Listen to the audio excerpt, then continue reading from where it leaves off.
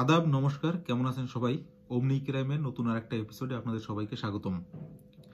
আজকে একজন মানুষ মারা গেছে, যাকে আমরা চিনি না। অবভিয়াসলি কোনো ফেমাস মানুষ না, তবে তার পরিচয় যদি দেই, একজন বাবা হিসেবে দেব। এমন একজন বাবা যার মৃত্যুকালে একটাই ইচ্ছা ছিল যে তার মেয়ের দাহ করবে বা ঠিকঠাক কবর দিবে, যেটাই বলেন। আর সেই মেয়েরও ঠিক তার যে বডিকে দাহ করবে, বডিকে কবর দিবে এমনটা কিন্তু না। মেয়ের জাস্ট হাড়গোড়, মেয়ের শরীরের হাড়গোড়, সেই হাড়গোড় পুলিশের কাছে। তার ইচ্ছা ছিল, শেষ ইচ্ছা, যে সেই পুলিশের কাছ থেকে তার মেয়ের শরীরের যে অবশিষ্ট অংশ যতটুকু বাকি আছে ততটুকু এনে অন্তত তার যে ধর্ম, সেই ধর্মীয় রীতিতে দাফন করবে। কেসটা অনেকেই জানি আমরা, ফেমাস একটা কেস, আফতাব শ্রদ্ধা কেস, দিল্লির। কে না জানে? এই কেসের শ্রদ্ধার বডি তো নেই, কয়েকটা হাড় যা আছে সেগুলোও পুলিশের কাছে। কারণ যতদিনে এই কেসের রায় না আসবে, লোয়ার কোর্ট থেকে হাইকোর্ট, হাইকোর্টের পর আবার সুপ্রিম কোর্টে যদি যায়, যতদিন এই কেস চলবে ততদিন সেই যে শরীরের অবশিষ্ট অংশ যা বাকি আছে সেগুলা এভিডেন্স হিসেবে ওই আদালতে প্রত্যেকবার যাবে, প্রত্যেকবার সেই জিনিসগুলোকে সেখানে নিয়ে যেতে হবে পুলিশের। এই কারণে পুলিশ সেগুলো দেয়নি। শ্রদ্ধার বাবা আজকে মারা গেছে। তার এই ফেব্রুয়ারি মাসের 3 তারিখে লাস্ট একটা ইন্টারভিউতে সে এই কথাই বলছিল যে বিচার কবে হবে সেটা তো আর জানি না, হয়তো ততদিন বাঁচবো না, কিন্তু সেই মরার আগে যদি নিজের মেয়ের দাহ কাজ সেটা যদি সম্পূর্ণ করতে পারতাম বা করতে চাই, এটাই তার শেষ ইচ্ছা ছিল। কিন্তু শেষ ইচ্ছা তো আর হয় নাই, তার নিজের শেষ যাত্রা বের হয়েছে আজকে। আফতাব শ্রদ্ধা কেস সবাই জানি, তারপরও আজকে এই কেসটার সম্পূর্ণ যে কি কি ঘটেছিল সেই জিনিসগুলা বলার চেষ্টা করব। এই কেসটার যে পুরো চার্জশিট, পুলিশ যে চার্জশিট আদালতে দাখিল করছে, সেই চার্জশিট হচ্ছে 6,500 পেজের, তারও মানে 6,552 পেজ, এরকম একটা পেজের চার্জশিট জারি করছে পুলিশ। এখন 6,500 পেজের যে লেখা, সেগুলো বলতে গেলে 65টা ভিডিও তো পসিবল না। তো এই জন্য মেইন যে মুদ্রাগুলা, যে পয়েন্টগুলা, সেই পয়েন্টগুলা বলার চেষ্টা করব, যে কবে, কোথায়, কখন, কিভাবে, কি কি হয়েছে। আফতাব শ্রদ্ধার পরিচয় হয় 2019 সালে একটা ডেটিং অ্যাপসের মাধ্যমে। আর এই ডেটিং অ্যাপসের মাধ্যমে পরিচয়, সেখান থেকে কথাবার্তা, বন্ধুত্ব থেকে প্রেম, ভালোবাসা। এক পর্যায়ে দুইটা ফ্যামিলি জানতে পারে, আফতাবের ফ্যামিলিও জানতে পারে আর শ্রদ্ধার ফ্যামিলিও জানতে পারে। মাঝখানে যেটা এসে গেছে তাদের, সেটা হচ্ছে রিলিজিয়ান, ধর্ম। এবং এই ধর্মের কারণে কোনো ফ্যামিলি এই সম্পর্কটাকে মেনে নেয় নাই। নানাওয়াতে তারা কি করছে, মুম্বাইতে একটা বাসা ভাড়া নিছে, যে দুইজনে একসাথে থাকবে। বিয়ে করে নাই, লিভ ইন রিলেশনে থাকতো দুইজনে একসাথে একই ফ্ল্যাটে।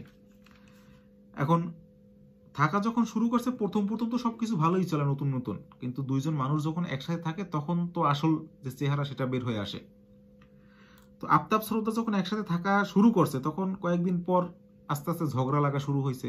আর আফতাব শ্রদ্ধার সাথে একই ফ্ল্যাটে থাকা অবস্থায়ও আবার ওই যে ডেটিং অ্যাপ, যে অ্যাপে শ্রদ্ধার সাথে পরিচয় হয়েছে তার, সেই অ্যাপের মাধ্যমে অন্যান্য মেয়েদের সাথেও সে কথা বলতো। এটা নিয়ে লড়াই ঝগড়া হতো। তারপরে হচ্ছে দুজনের যে ব্যাংক ব্যালেন্স, সেটাও তেমন ছিল না। বিভিন্ন ব্যাংকে দুজনের অনেকগুলো ক্রেডিট কার্ড ছিল, সেই ক্রেডিট থেকে খরচ করে করে তারপরে চলতে হতো।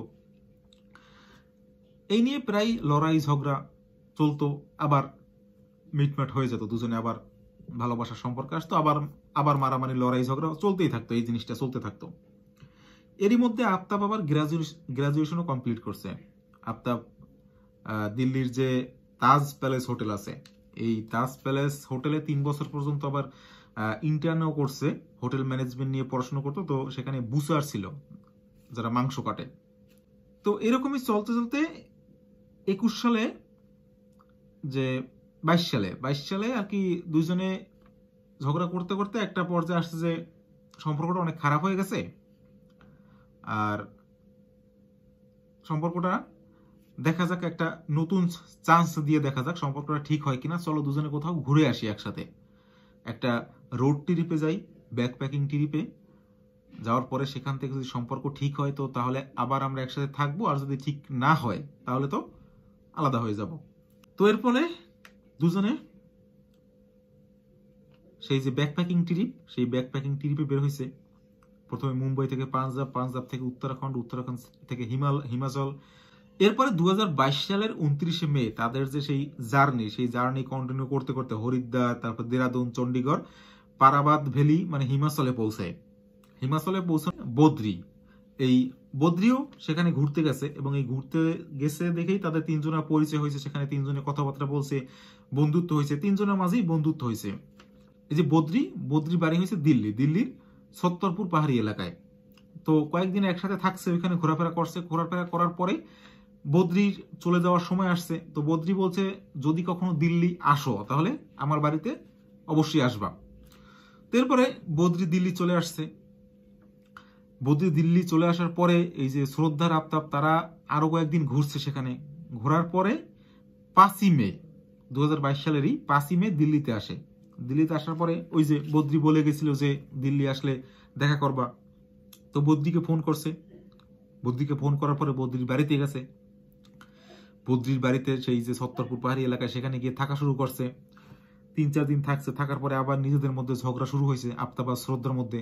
এখন নিজেদের বাসার মধ্যে বসে ঝগড়া করা একটা ব্যাপার, কিন্তু অন্যের বাসায় বেড়াতে গিয়ে সেখানে গিয়েও যদি ঝগড়া করে তো সেটা তো ওই বাসার লোকজনও পছন্দ করবেন, তারা যত নিকট আত্মীয়ই হোক। তো এরকম 7 দিন বদ্রির বাসায় থাকছে। তো বদ্রিও বিরক্ত হয়ে গেছে। তারপর বলছে যে দেখো তোমরা আমার বাসা ছেড়ে চলে যাও, বাসায় সমস্যা হচ্ছে, বাবা মা আছে, আমার বাসা ছেড়ে প্লিজ চলে যাও। তো এরপরে যাবে কোথায়? তো কি করছে, ওই ছত্তরপুরেরই বদ্রির বাড়ি থেকে একটু দূরে আর একটা এলাকার মধ্যে সেখানে একটা বাসা ভাড়া নিছে, নিচতলায় একটা ফ্ল্যাট নিছে। এই নিচতলায় ফ্ল্যাটে উঠছে 13-14 তারিখে মে মাসের। 5 তারিখে বদ্রির বাড়ি আসছিল, 13-14 তারিখের দিকে এই বাসায় উঠছে। এবং বাসায় জিনিসপত্র বলতে ছিল হচ্ছে 2টো ব্যাগ দুইজনের। ওই যে ব্যাগ প্যাকিং নিয়ে মুম্বাই থেকে বের হয়েছে তারা, দুজনের 2টো ব্যাগ, ওই ব্যাগ দুটোই হচ্ছে তাদের বাসার আসবাবপত্র সরঞ্জাম যা যা আছে ওই 2 ব্যাগের মধ্যে। তো এখন ওই দুই ব্যাগের মধ্যে যা যা আছে এটা দিয়ে তো আর সংসার হয় না। তো আর যদি ছাড়াছাড়ি হয়ও তারপরও তাদের যে দুজনের মিউচুয়ালি কেনা জিনিসগুলো আছে মুম্বাইতে, সেই জিনিসগুলো তো দরকার। তো এই জন্য প্ল্যান হয়েছে যে আফতাব মুম্বাইতে গিয়ে সেই মুম্বাইয়ের বাসায় যে জিনিসপত্রগুলো আছে সেগুলো নিয়ে আসবে, কারণ ওই জিনিসগুলো না থাকলে বাসায় রান্না বাড়া কোনো কিছুই সম্ভব না। তো এরপরে আবার ঝগড়াঝাটি, আফতাবের মধ্যে মুম্বাইয়ের টিকিটও কাটছে, মুম্বাইতে যাবে। তো 14 তারিখে বাসায় উঠছে। 17 তারিখে এই যে শ্রদ্ধা বলতেছে তার গুরুগ্রামে একজন বন্ধুর সাথে দেখা করতে যাবে সে, যার নাম হচ্ছে সাহিল। এই সাহিলের সাথে ওই অ্যাপেই পরিচয়। তো 17 তারিখে শ্রদ্ধা গুরুগ্রামে দেখা করতে গেছে সাহিলের সাথে, কিন্তু 17 তারিখ আর রাতে আসে নাই, আসছে 18 তারিখ দুপুরে 1:50 তো এটা নিয়ে আবার কথা কাটাকাটি হয়েছে যে কোথায় গিয়েছিলা, কেন গিয়েছিলা। যদিও তখন তাদের দুজনের মধ্যে যে সম্পর্ক সেটা তারা সম্পর্ক রাখবে না এই পর্যায়ে চলে গেছে, যে সম্পর্ক এখান থেকে শেষ, আমাদের যে সম্পর্ক ছিল। তারপরেও ওই যে একসাথে থাকে বিদায়। তারপরে ঝগড়াঝাটি হওয়ার পরে আবার মিলমিশে গেছে। তারপরে 2টায় শ্রদ্ধা আসছে, 1 ঘন্টা ঝগড়া করছে। এরপরে আবার খাবার অর্ডার করছে জোম্যাটো থেকে। জোম্যাটো একটা খাবার ডেলিভারি করে অ্যাপ, সেই অ্যাপ থেকে আফতাব খাবার অর্ডার করছে 2 জনের জন্য। তো খাবার টাবার খাইছে। খাওয়ার পরে সন্ধ্যার সময় শ্রদ্ধা বলতেছে যেহেতু 18 তারিখের টিকিট কাটা ছিল মুম্বাইতে যাওয়ার জন্য আফতাবের, তো শ্রদ্ধা বলতেছে যে তুমি যাও, গিয়ে জিনিসপত্রগুলো নিয়ে আসো, কারণ এরকম তার সংসার চলে না। এখন আফতাব নতুন করে সে বিভিন্ন বাহানা শুরু করছে, যেতে পারবে না, তারপরে হচ্ছে তার শরীর ভালো না। এই এক কথায় 2 কথায় শ্রদ্ধাও বলতেছে যেগুলো ছাড়া সংসার কিভাবে চলে। এখন এই সামান্য কথা কাটাকাটি করতে করতে করতে করতে এক পর্যায়ে আফতাব কি করছে, তার ভেতরে এমনিতেও একটা রাগ আছে যে আগের দিন রাত্রে শ্রদ্ধা বাসায় আসেনি। হঠাৎ শ্রদ্ধাকে ফ্লোরের সাথে শোয়াইছে, শোয়াইয়ে তার মাথা ফ্লোরের সাথে কয়েকবার বাড়ি দিছে, মাথা থেতলাই ফেলছে। শ্রদ্ধা ওইখানেই ডেড। এখন শ্রদ্ধা যখন মারা গেছে তখন হুশ আসছে যে কি করে ফেলছি। হুশ আসার পরে সে কি করছে, ওখানে বসে রয়েছে, কিচ্ছু করে নাই, একদম ঠান্ডা মাথায় বসেছিল, চিন্তা করছে যে কি করবে কি করবে না। এই করতে করতে সন্ধ্যা হয়ে গেছে। সন্ধ্যা হয়ে যাওয়ার পরে আবার ওই যে জোম্যাটো অ্যাপ, সেই জোম্যাটো অ্যাপ থেকে সন্ধ্যার সময় আবার খাবার অর্ডার করছে।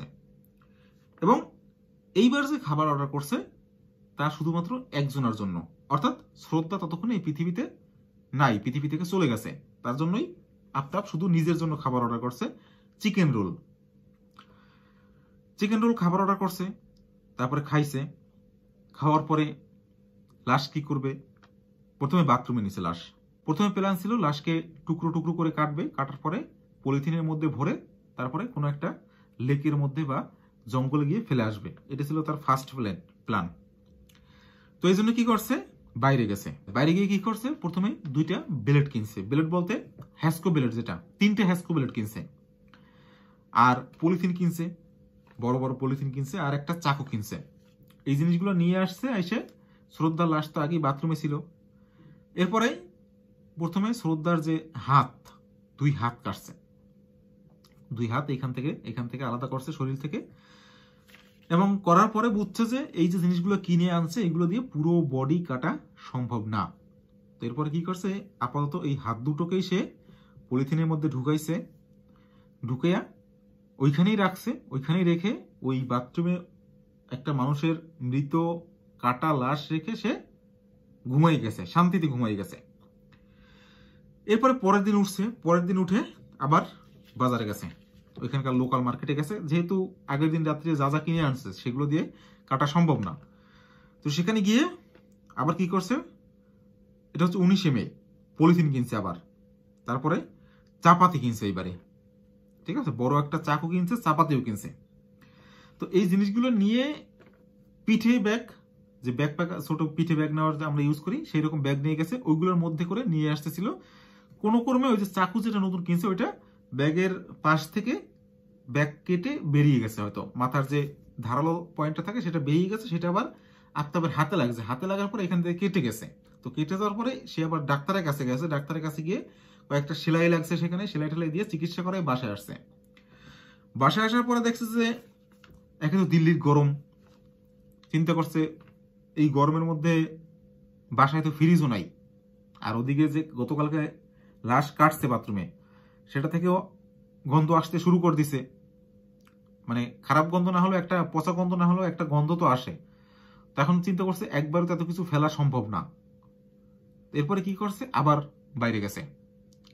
বাইরে গিয়ে ওইখানকার যে লোকাল মার্কেট ওই শোরুম থেকে একটা ফ্রিজ কিনছে, এলজির একটা ফ্রিজ কিনছে। আর এই ফ্রিজের যে দাম সেটা পে করছে হচ্ছে সিটি ব্যাংকের ক্রেডিট কার্ড দিয়া।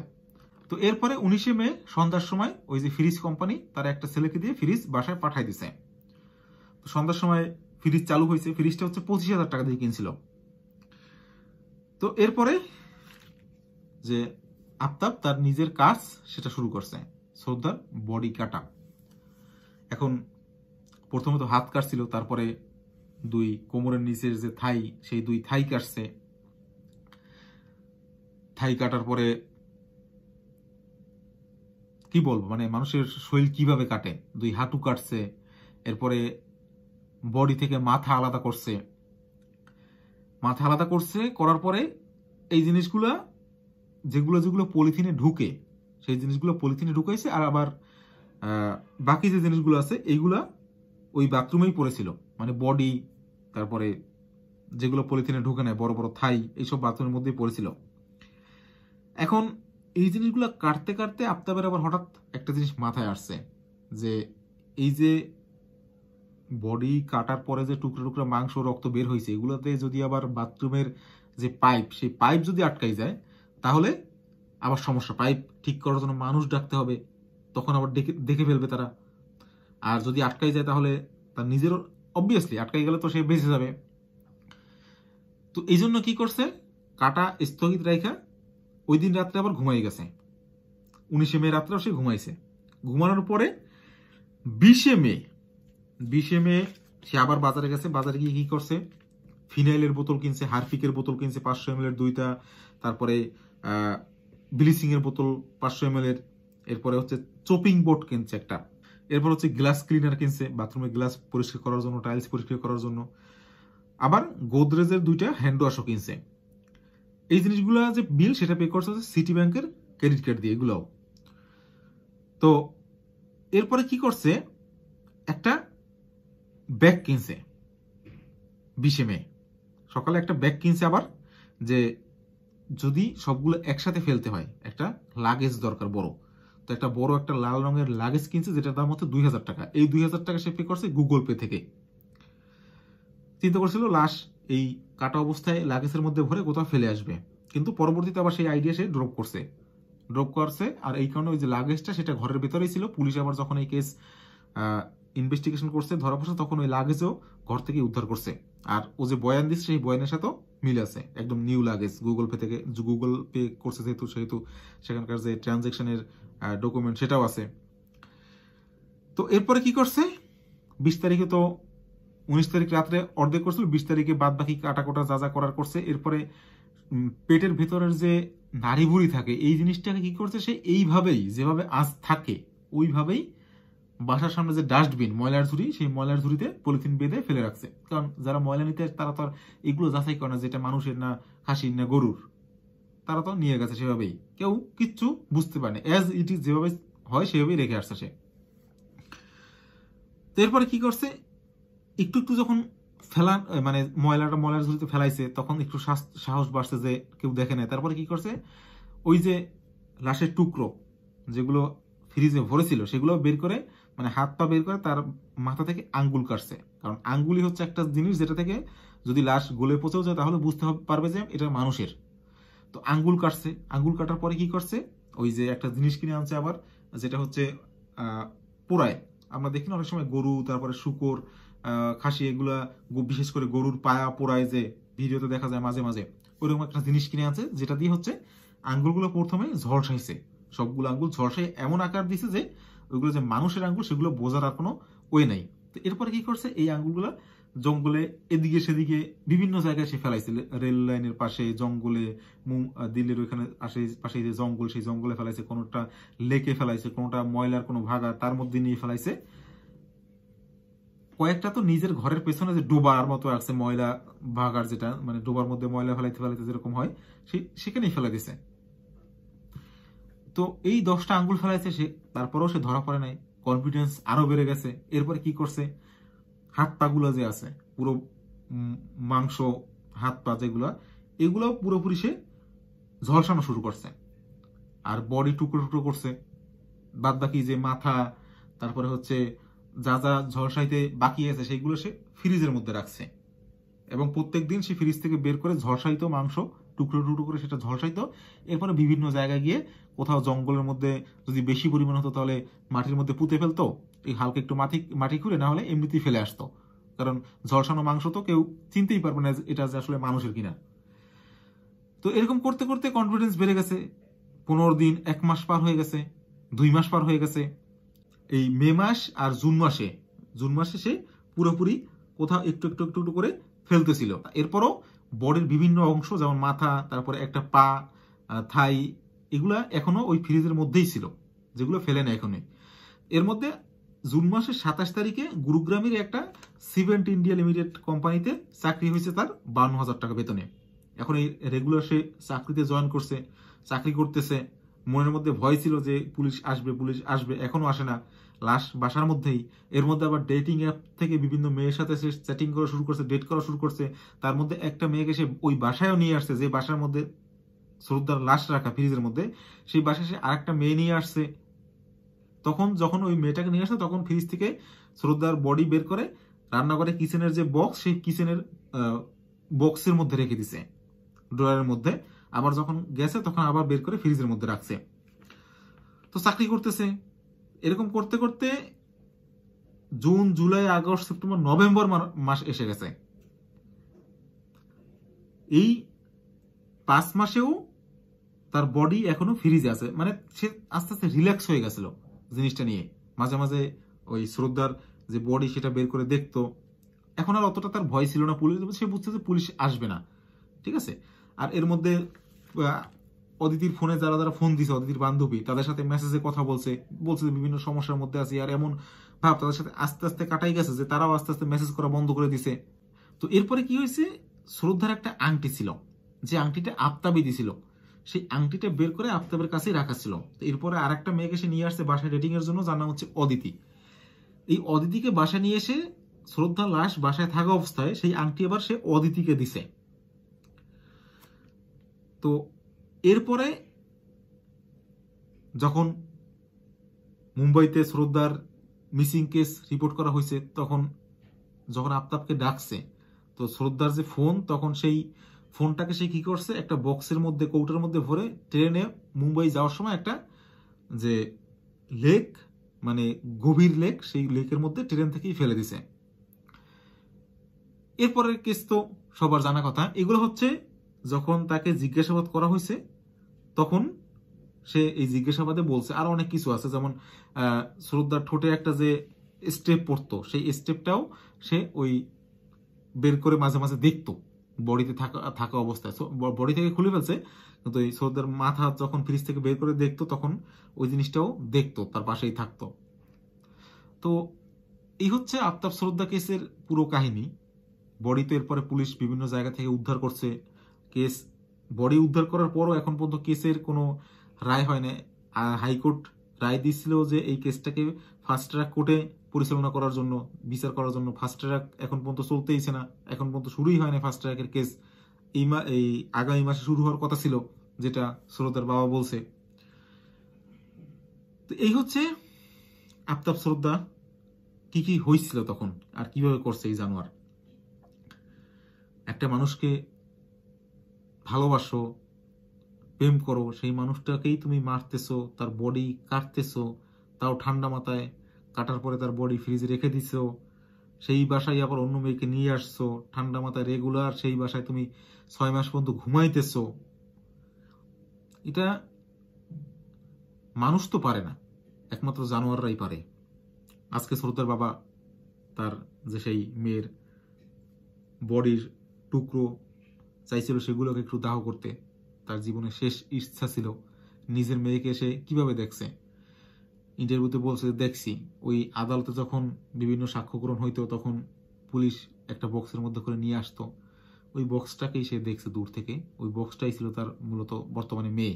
সে ওই বক্সটাকেই ফেরত চাইছিল, হয় নাই, মারা গেছে। আদালতের চক্কর এরকমই। যখন আদালত কোনো সাধারণ মানুষের আদালতের চক্করে যাওয়ার দরকার পড়ে, তখন সে দু একবার যাওয়ার পরেই বুঝে ফেলে যে কতটা জুতা ঘষতে হবে, আর জীবনে কতটা সময়, কতটা টাকা পয়সা, কতটা মেন্টাল প্রেশার তার উপরে আসতেছে বা তার থেকে ক্ষয় হবে। হয়তো এটা চিন্তা করেই শ্রদ্ধার বাবা মারা গেছে, ঘুমের মধ্যেই মারা গেছে গতকালকে। তো এই হচ্ছে আফতাব শ্রদ্ধা কেস। দেখা হবে নতুন কোনো এপিসোডে।